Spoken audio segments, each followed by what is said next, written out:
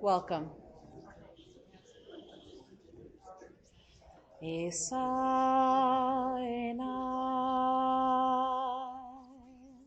el Harim me'ayin yavo ezri Isa el Harim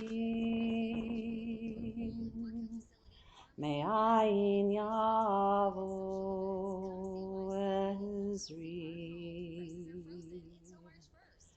Ezri me'im Adonai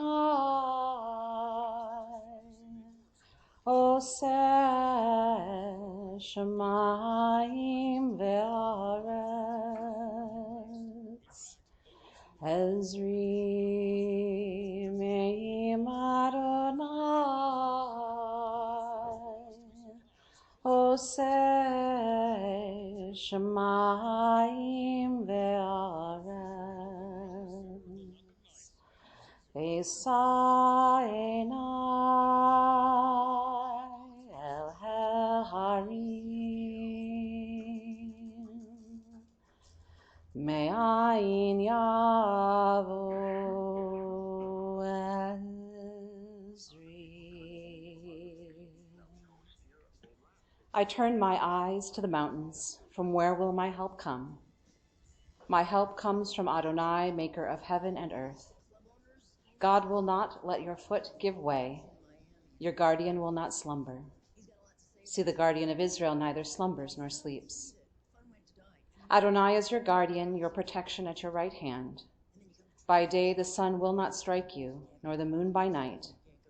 Adonai will guard you from all harm. God will guard your life. Adonai will guard your going and coming, now and forever. Mourning is the price we pay for having the courage to love others. Death will come. We cannot enter in judgment with it. Our question why will always go unanswered. But this does not mean that we are helpless in the face of death. We can, and we do, rob death of ultimate victory by living our lives so that when death comes, it takes us from a world, one corner of which is a little better because we were there. We are all destined to die. We share it with all who ever lived, with all who ever will be. Cry for the dead. Hide not your grief. Do not restrain your mourning. But remember that continuing sorrow is worse than death. When the dead are at rest, let their memory be a source of peace, and be consoled when the soul departs.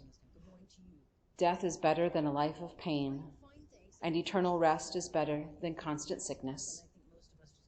Let us not seek to understand what is too difficult for us, nor search for what is hidden, nor be preoccupied with what is beyond, for we have been shown more than we can comprehend. As a drop of water in the sea, as a grain of sand on the shore, are our few days in eternity. The good things in life last for a short time, but a good reputation endures forever. When dying is over, a different kind of memory takes over. Not the memory that is obituary, not the memory that records the past indiscriminately, but an active memory that sifts through the ashes of the past to retrieve isolated moments that give heart to the future. That memory is an act of rebirth. It raises up from oblivious the glories of forgotten years. Even the memories of failure, the recollections of frustration and regret are precious. Broken memories are like the tablets Moses shattered, placed lovingly in the ark of remembrance. Memories are saved, those immaterial disembodied ghosts that endure. What is life after death? Pointers, ensigns, marking places that raise us up to life and give us a changed heart. Perhaps a life lived differently, better, wiser, stronger than before.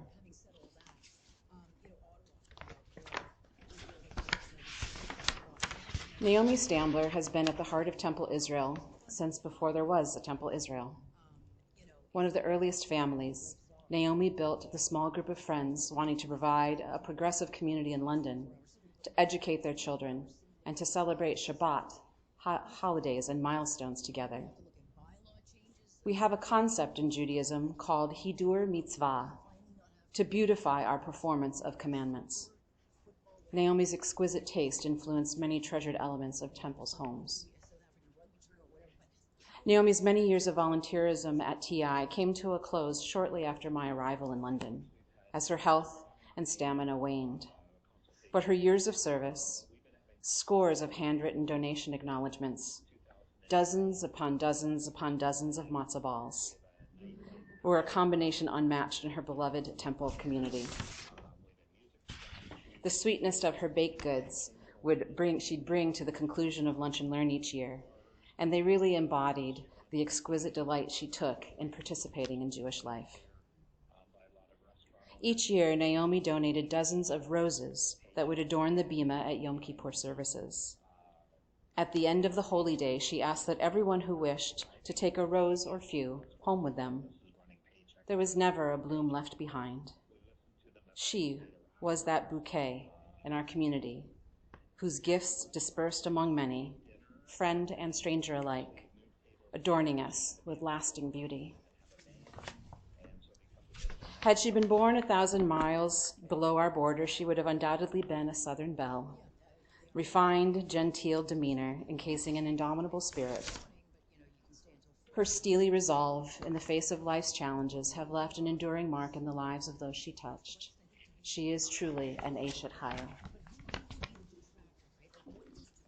We remember Naomi and join our hearts together to give comfort and strength to her family. Mourning is a time filled with many emotions and memories, both bitter and sweet. We fill our service with the recitation of psalms and prayers, thus linking her life with the millennia-old tradition of the people Israel and the eternity of God. Eshet Chayil, a woman of valor, a mother of generations. She's precious in the gifts that she has given to our family. Her children have found trust and truth in these gifts. We follow in patterns that she taught. She is robed in strength and dignity and smiles at the future. She opens her mouth with wisdom, and the teaching of kindness is on her tongue. We benefit and learn from her wisdom. May she always be credited for the fruit of her labor and her achievements, and may she live on in glory. Kohelet wrote, "The eye never has its fill of seeing.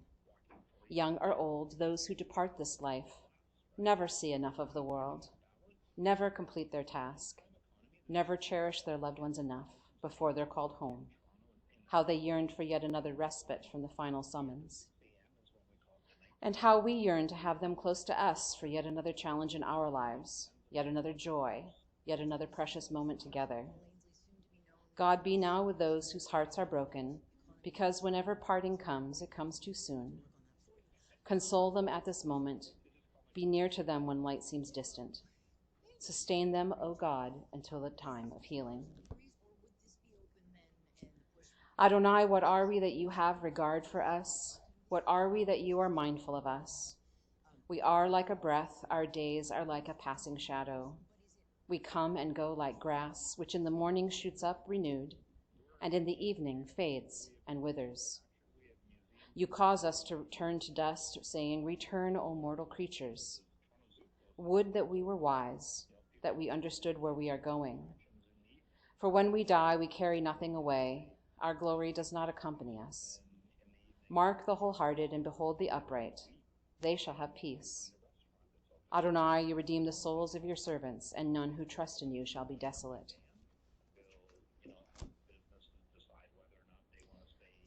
With God as my shepherd, I shall not want. The Eternal makes me lie down in green pastures, leads me beside the still waters, and restores my soul, guides me in straight paths for the sake of God's name. Yea, though I walk through the valley of the shadow of death, I will fear no evil, for you are with me. Your rod and your staff, they comfort me. You prepare a table before me in the presence of my enemies. You have anointed my head with oil. My cup overflows. Surely goodness and mercy shall follow me all the days of my life, and I shall dwell in the house of the Eternal forever.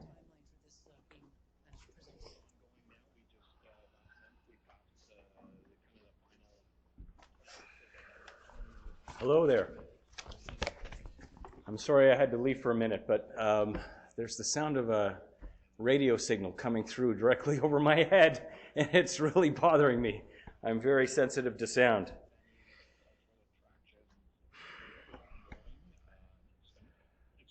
When I first came in, I didn't even realize that she was sitting there, lying there, and it kind of shocked me. It still does, that the woman who is part of our lives is lying there right now. My family and I would like to welcome you here this morning and to thank you for honoring my mother with your presence. Naomi Epstein was born in Montreal in 1937 and then moved to Ottawa. It wasn't an easy time to be a Jew in Canada, and she had memories of going to a beach where there were signs that said, "No Jews or dogs." But the family, my mother and her parents, moved to London where many of her mother's family lived. My mother's childhood was not easy. Her mother, Ruth Epstein, née Fox, suffered from what they called back then a case of the nerves. But it was far more than that. It was a lifelong struggle with mental illness, and specifically schizophrenia. And what that meant is that Naomi became the mother of the house at age 12, doing all the cooking and the cleaning. Because of her mother's illness, she couldn't have friends over. She couldn't celebrate birthdays like other children. She couldn't go on regular holidays. And there was extreme austerity of both emotion and material goods. One birthday present was simply a book. Another was a used bicycle. And my grandfather, who thought he was coming to a Canada filled with the Wild West, instead found himself with a disabled wife and a young daughter, and no family except for my grandmother's eccentric relatives. Unfortunately, any argument or dispute resulted in my mother receiving the silent treatment from him. It was the epitome of the British stiff upper lip. Going to the University of Western Ontario opened up a whole new world for her, a new and bright beginning, and it was there that she met some of her closest friends who are actually here with us still today. She worked at Children's Aid Services and again, made lifelong friends. Meeting and being romanced by Martin Stambler must have been like a door opening into a bright new future. He was hip, confident, and he had a large and healthy family in Toronto. That family would become so important to her as she and Martin created their own family with the three of us. The Toronto Passover dinners with long tables of 30 people passing around matzah and singing songs, and the Hanukkah celebrations were beacons of light and highlights of the year. And so Naomi and Martin created a new life together in South London, one of the few Jewish families to settle there. However, the marriage failed when I was a late teenager. Unfortunately, genetics were against her, and she had a lifelong struggle with depression and anxiety, and a whole host of medical issues that affected her mobility and burdened her with constant and ongoing pain, which had to be medically managed. But one of the biggest components of my mother's life was her Judaism. Being Jewish to her was not as much about prayer and ritual as it was about learning and community and living a Jewish life. That means different things to different people, but for her, being Jewish and celebrating being Jewish was a core part of her being.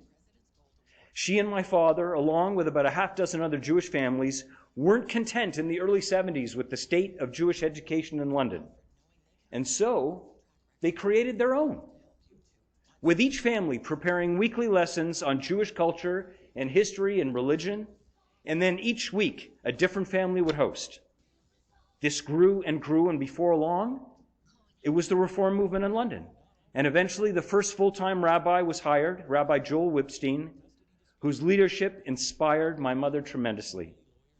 She handled the donations for Temple Israel for years, and handwriting out receipts and thank you cards, thousands of them, if you can believe. She was never computer literate or computer savvy. Being a founding member wasn't enough for her. She went to all the services. She went to Lunch and Learns. She donated art and sculpture and her time, and famously used to make 200 matzo balls every year for Passover. As her hearing and mobility started to fail, it became harder and harder to connect with the services, and her attendance started to drop off. I would like to mention that Brenda Bellino is here from Ottawa, and came there.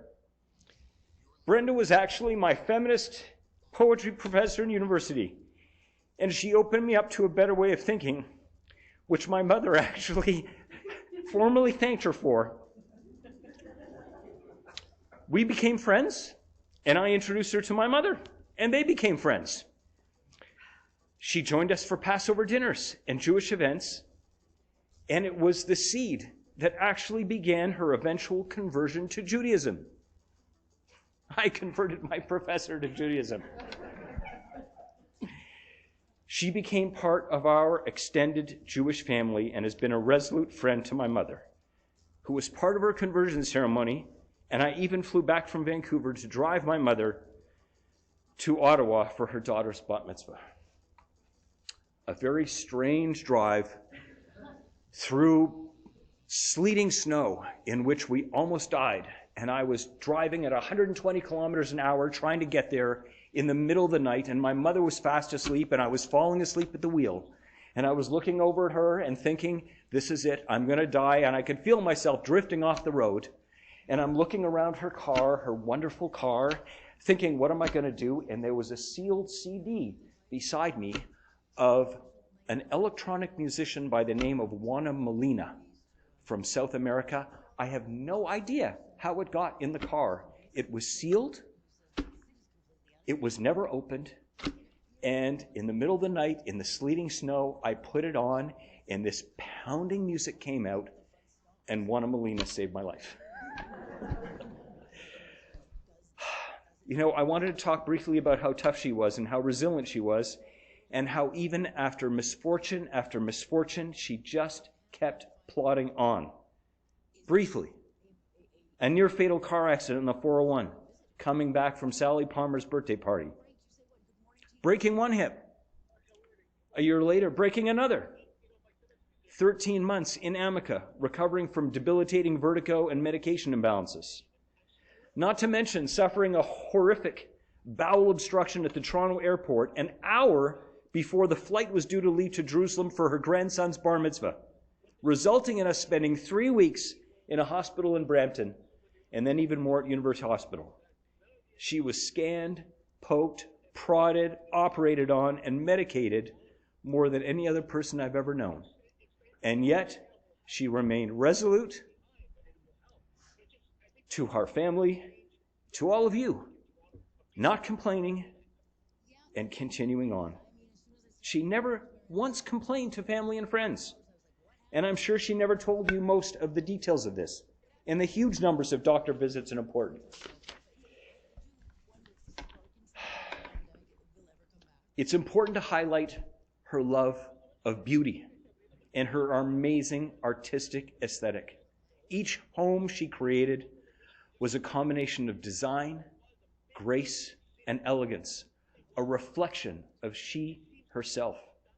Her love of flowers was legendary. A beautiful bouquet would take her breath away.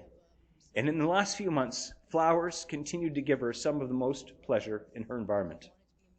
She loved jazz, especially the jazz singers of the 1950s, and introduced me to the love of the musical. Brigadoon, Guys and Dolls, American Paris, South Pacific. And during a family trip to Washington, D.C., my parents actually took me to see Mel Torme and Ella Fitzgerald at the Lincoln Center. One of her favorites was Blossom Dearie. I hope you will one day listen to her and think of my mother. Many of you were lucky enough to be treated to the magnificent culinary expertise that she cultivated over the years. She was an extraordinary cook, chef, and baker not to be outdone.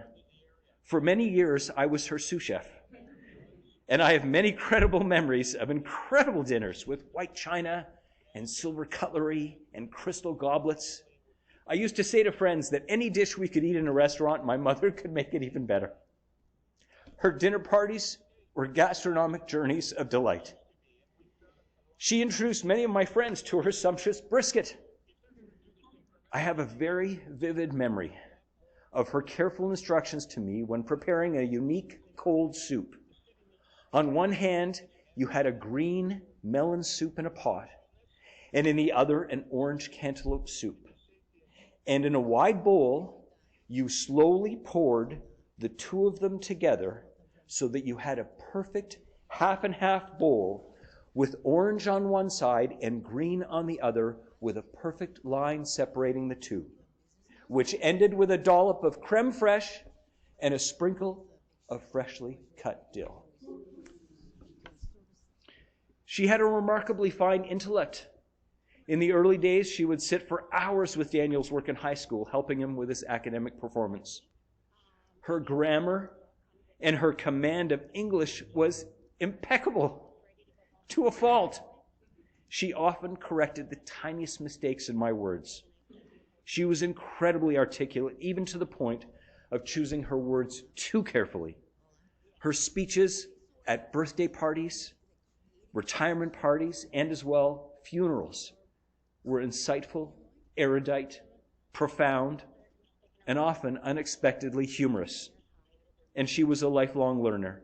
For many years, an incredible reader, participating in the Temple's Lunch and Learn series and more. We can't talk about Naomi without talking about cats. She had cat art and cat cards and cat prints, and everything was tasteful, mostly. Her first cat was Zeffie, was supposed to be Daniel's cat, and then he abandoned it with her, and it became her own. It was a mad, psychotic tuxedo cat who regularly pounced and scratched her legs. And then her last cat was the sweet and quiet Matilda. As someone who lived alone for many years, these were like her second children. She had a tenderness for Matilda that was especially wonderful. My brother summed it up perfectly for me. For what she received, she did a tremendous job. She overcame a childhood of emotional and material deprivation to become an extremely loving mother and friend and cousin, generous to a fault. My mother lived for others. She lived to love others and to help others and to give gifts to others. Gifts. Unfortunately, it must be noted that she was a bit of a shopaholic. However, it was mostly all for others, but not entirely. She had a love of the shoe and a love of the purse. And I'm afraid to admit she had quite the collection. My brother called her the Imelda Marcos of Grandwood Park. I have memories of going to several furniture auctions at Gardner's with her. I lived at home while going to university, and so there were many opportunities for that. There was a great thrill in a special antique find, an old desk, a unique vase, a special candle holder. But it was her family that she reserved her greatest generosity for. Daniel remembers our ping pong table in the basement on Cathcart Street, piled high with presents for the month of December. When my kids were young, she would shop for, search for, order, and procure the requisite 8 days of Hanukkah gifts. And each would be wrapped, and all of them would be put into these gigantic cardboard boxes. There would be palpable excitement when we got the Greyhound notice that the humongous shipment from Graham and Naomi was waiting to be picked up from the depot. She researched and curated book selections for her friends and family. She gave my wife Lori books over the years which were very special to her, each of which were carefully chosen. I think what I'm trying to get at here is that she seemed to have an intrinsically amazing ability to know exactly what her friends and family would love and cherish, and that gifting was like a love language for her. A very big part of her life for many years was the love and care she gave to her parents and her older relatives in the city. And it's important that we do not forget that. My grandmother spent years at the London Psychiatric Institute and then at Parkwood. And my mother would diligently visit the mostly nonverbal Ruth Epstein weekly or more. And it wasn't easy, but again, she never complained. And her relationship with my grandfather blossomed once she was married and then on her own. He would come over every Sunday night for a traditional full family dinner, often roast beef and Yorkshire pudding. I vividly remember us asking him, "How was the roast beef, Grandpa?" And the answer always was, "As it should be." She cared for him in his older years with patience and tenderness. And there were an assortment of Ruth's relatives in town she cared for as well, especially her Aunt Anne Spivak and her Uncle Leo Fox. Leo was a cantankerous bachelor who survived on tomato juice and beer in his last years. He would answer his telephone like this: "Start the conversation."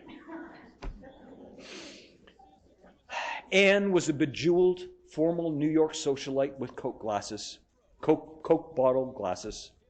At one point, Anne and Leo were both living at the same senior's residence, and my mother was called down to stop a cane fight that was brewing between them in one of the hallways. I've always thought of my little mother standing between the two of them with arms outstretched separating them as they held their canes over their heads. She was just constantly there for all of them. This has been pretty serious up to now, and I'd like to finish today with a few funny anecdotes and then a poem.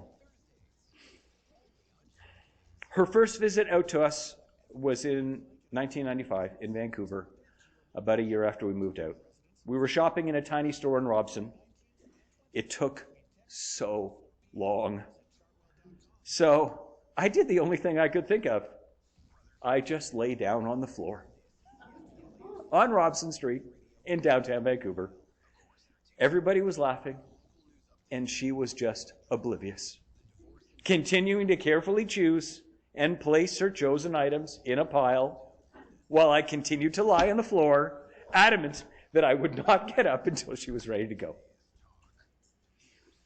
She was very particular about her cooking, and sometimes about the ingredients she required. She visited us when Theo was about 6 months old and decided she would make a special meatball dish and needed Lori to take her out to get the ingredients, with Theo, 6 months, in the back seat. One of the ingredients, strangely enough, was Schweppes ginger ale for meatballs. It had to be Schweppes. They visited one store, no Schweppes. Theo, unfortunately, was colicky and started to cry. Crying in the back seat. And if you know colicky crying, it is like somebody is dying. And then they visited another store. Canada Dry, but no Schweppes. But it had to be Schweppes. And so off then they went to a third store with this crying baby because it just had to be Schweppes.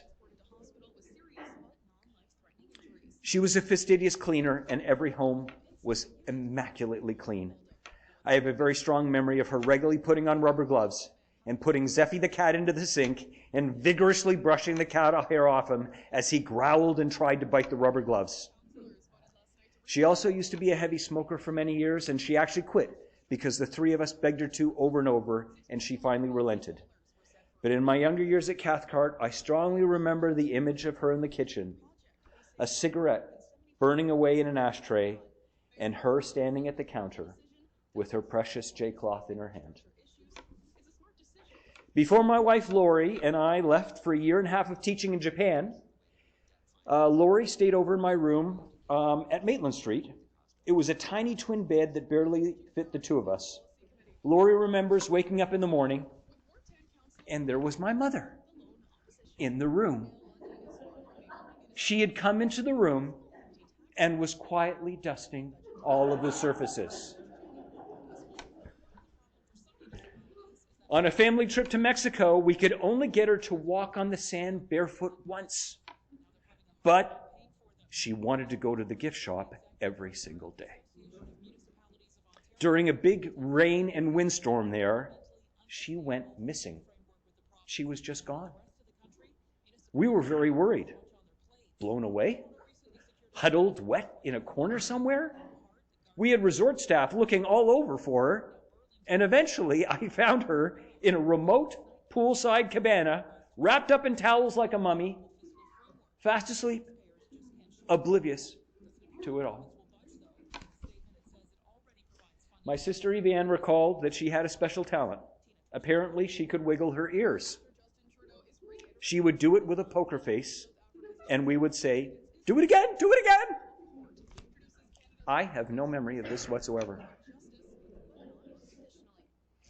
She had a great love of theater and regularly went to Stratford to see the shows there. One highlight was a trip to Stratford with her good friend B. Hamilton, who is here with us today, where they breathlessly sat a few rows behind Paul Newman. She had a very special last visit with Daniel's children in the summer while she was in palliative care. She was in palliative care for 2.5 months. But she wasn't dying fast enough for them, so they kicked her out. They were sitting around a fake fireplace. She was having a special moment with each of her grandchildren, and she wanted a photo with each of them in front of the fireplace. A very emotional few minutes. She gets up, she has a smile on her face, and then says, "Is anyone hungry?" Even in the darkness, in palliative care, she still just wanted to feed and to take care of her family. She never held a grudge, even when we had terrible fights. Daniel told me that no matter what, after a fight, Mom would appear at his door an hour later and start anew. And that got him through his teenage years. She epitomized the everlasting, unconditional love that an ideal mother would have. It was an anchor for all three of us. And now that anchor is gone. She never had a bad word for or about any of us. She was so gentle with how she treated her family. Her unwavering love was not just words, but it was in every action that she did. Her last words to Daniel, "I love you, I love you." And at the end of most calls for the last many years, she would often say, "You do know how much I love you, don't you?" Or, "I love you forever." On the plane here yesterday, my friend Alexander Winterstein in Germany, one of my best friends from university, sent me the following poem, and it seemed the perfect way to end this too short memory of my mother. The author is Henry Scott Holland. The ship. I am standing upon the seashore. A ship at my side spreads her white sails to the morning breeze and starts for the blue ocean. She is an object of beauty and strength. I stand and watch her until at length she hangs like a speck of white cloud just where the sea and sky come to mingle with each other. Then someone at my side says, "There, she is gone." Gone where? Gone from my sight. That is all. She is just as large in mast and hull and spar as she was when she left my side. And she is just as able to bear her load of living freight to her destined port. Her diminished size is in me, not in her. And just at the moment when someone at my side says, there, she is gone, there are other eyes watching her coming and other voices ready to take up the glad shout. Here she comes. And that is dying. She touched us all in very special ways. And for that, we are forever in her debt. She will be missed more than words can ever properly say. Thank you very much for joining us here today.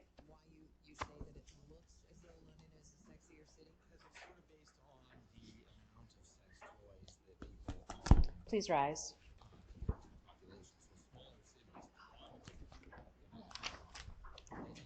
El Male Rachamim Shochen Bamromi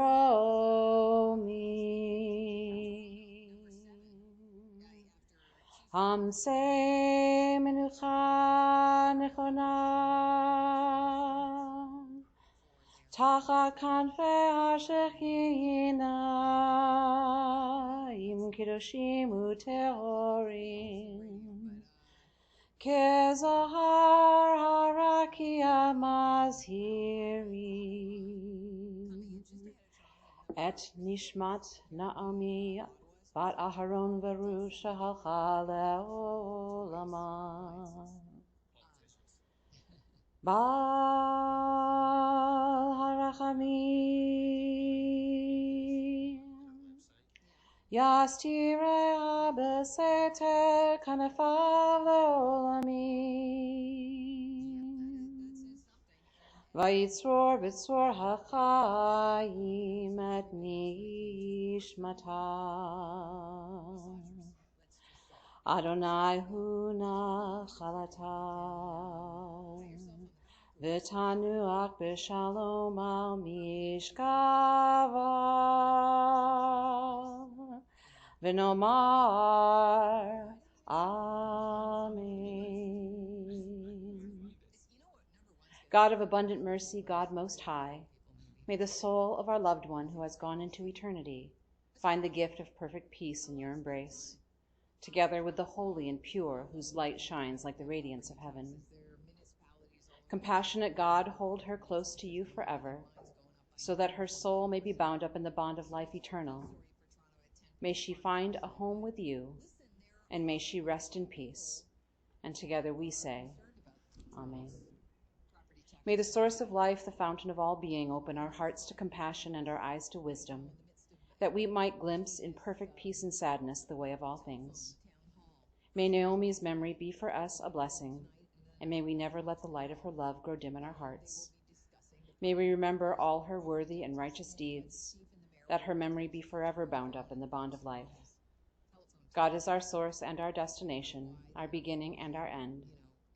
May Naomi's death awaken us to this truth, that the bond of love we shared and share not be severed in sorrow, and may she rest in peace. And again we say, Amen. Please be seated. Following the conclusion of our chapel service, we will travel to Or Shalom Cemetery for the interment. All who are here are invited to go back to temple after the cemetery or before, if you're not going to go with us, over to Or Shalom. The temple is at 605 Windermere Road. The temple is open, so feel free to go immediately if you choose. May the Holy One of blessing, from whom all things come and to whom all things return, give us light and peace on this day of grief and mourning, and may our service of memory for Naomi bring comfort and strength. Thank you.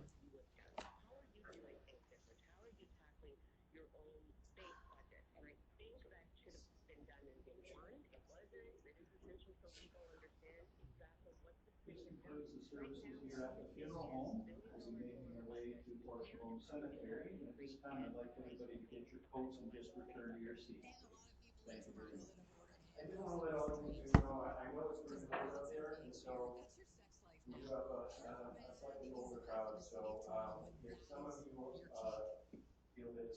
coat to the cemetery. I just want to let you know, it's perfectly understandable. You're more than welcome to go directly to Temple Israel. We have a lunch waiting for you. So I won't really say that it's totally acceptable.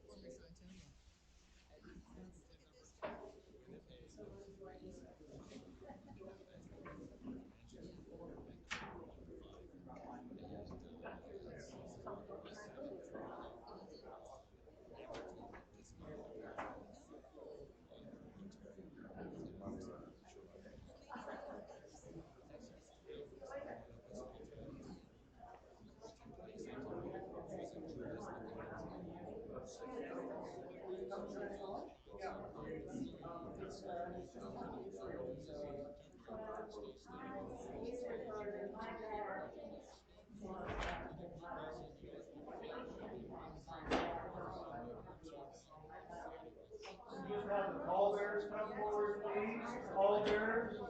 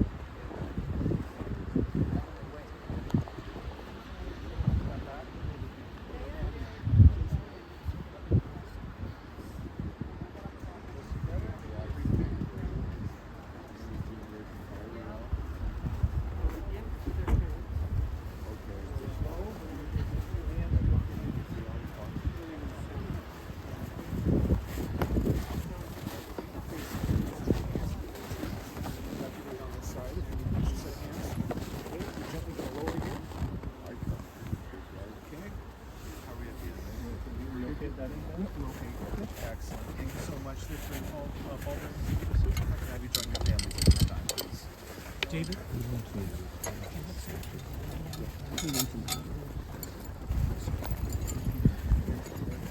Just wait over there.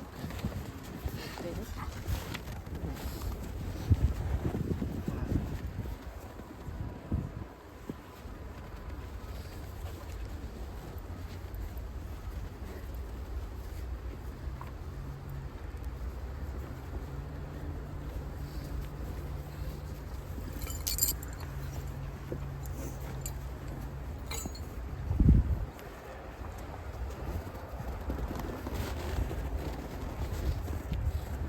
We remember that we are but strangers upon the earth. Like a shadow, our life flees away.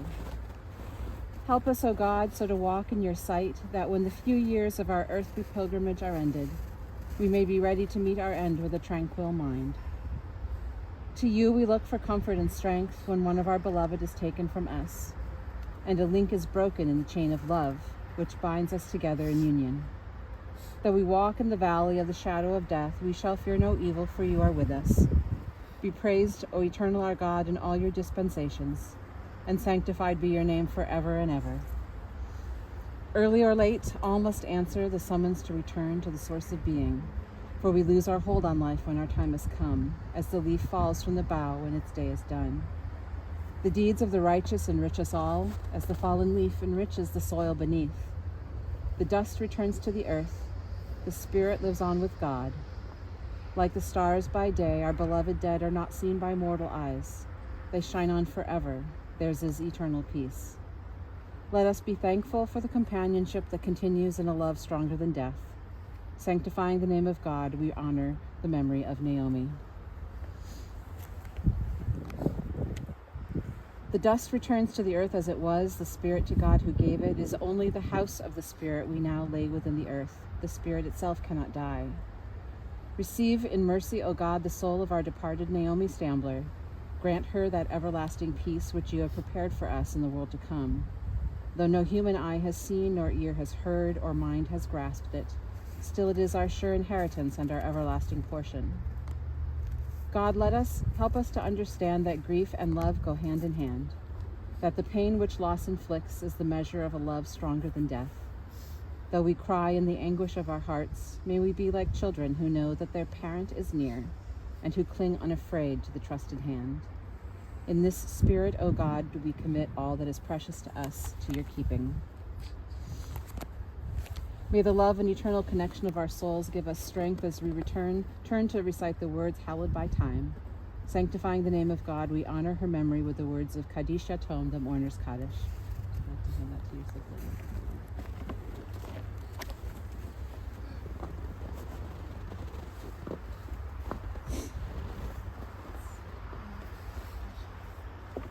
Yitkadal v'yitkadash shemei rabah, ve'alma divra chirite v'yamlik malkote, v'chayechon u'vyomechon u'v'chaye d'kol beit Yisrael, v'agala v'yizman kariv v'imru amen.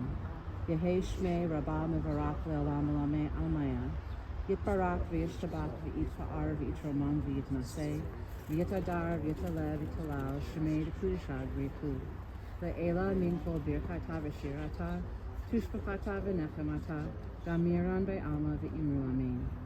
Yehei shlama rabba min shemaya, v'chayi aleinu v'al Yisrael v'imru amen.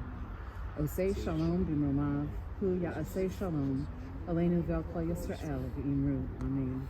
May the one who creates harmony on high bring peace to us and to all Israel, to which we say, Amen.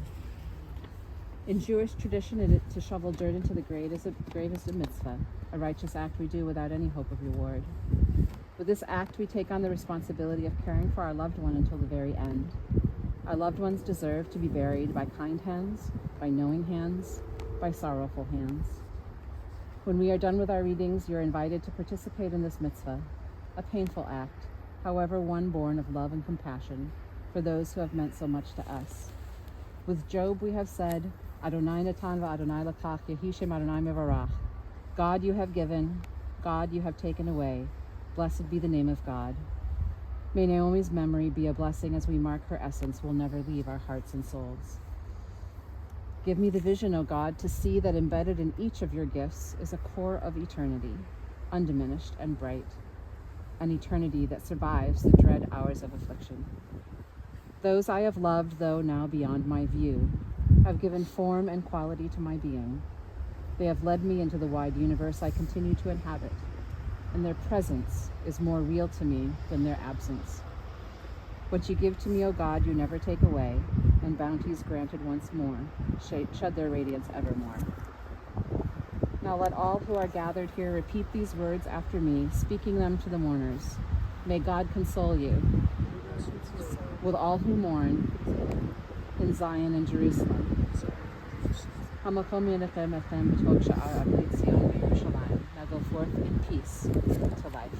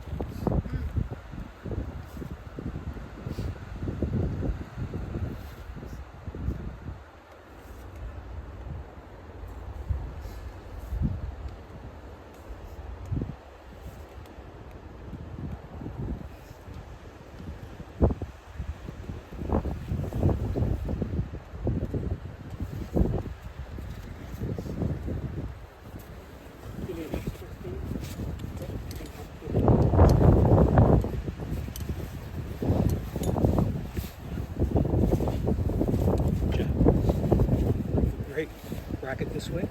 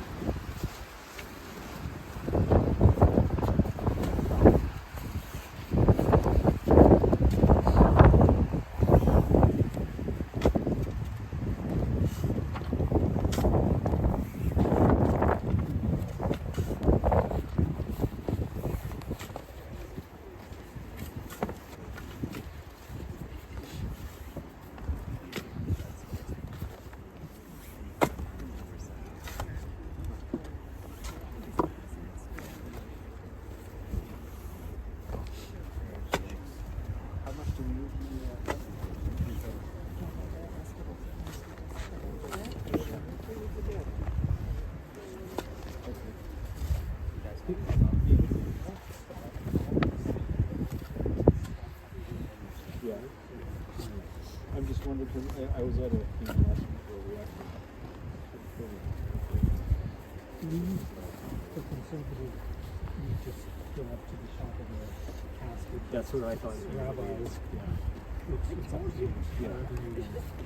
Whatever you do. Yeah. I mean, I like that idea.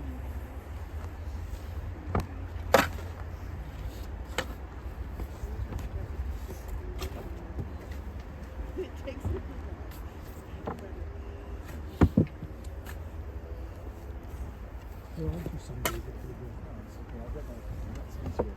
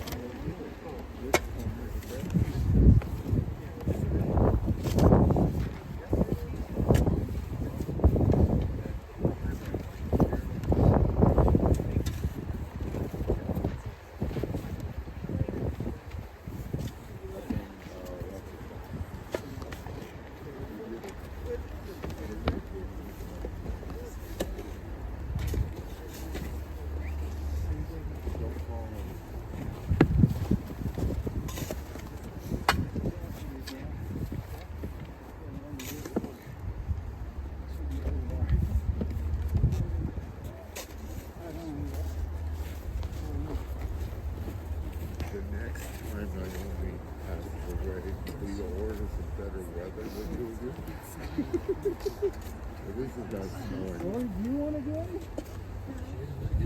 Sissy? Theo? You want to go more, David? please? with no gloves. I did the same thing yesterday. We did in London because my dad in law school transferred to rehab. So we've been here for like Yeah. a week and a half. So the idea is we want to fill it up on all sides. Huh? Yeah, that corner So and on the side I here. to go see if the furnaces were working, and we had 2 power failures, so I asked them for lighting, it's still use those for a timer instead of light sensitive, I can want it to know. And then we can actually run the unit. So, that's hard.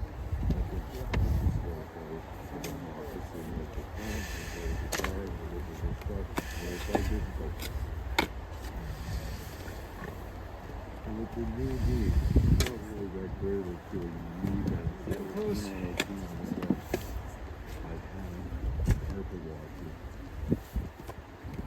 I thank God because it was like a pain every day. I was like, so officer wasn't work day. I was looking at my son, the officer in the court bar and slipper. Picture put on. But I wasn't wearing gloves during this whole thing. Want me to take over for this? I got it. Okay. Sweet. I know.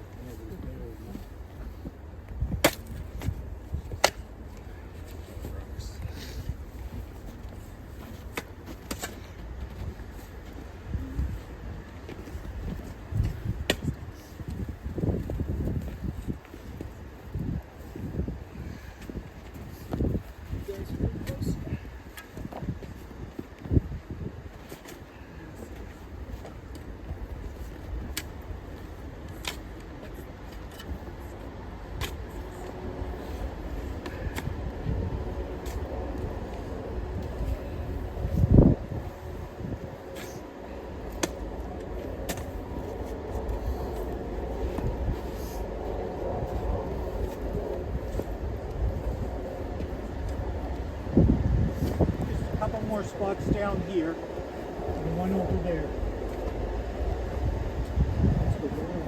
Good. And just one more over there. Yep. And you guys are great.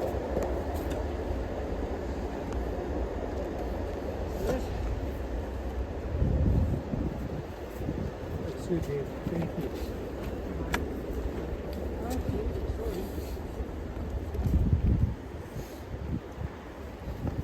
Lots more room, Stephen.